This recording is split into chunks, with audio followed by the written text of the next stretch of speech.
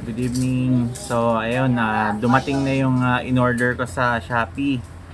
Nawala kasi yung mask nung ano ko, Heavy Arms Custom na EW. So, wala akong mahanap dati.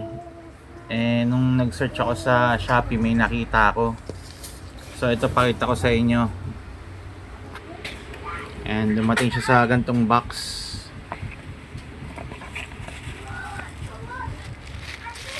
And maliit lang siya. Pero ang laki ng box.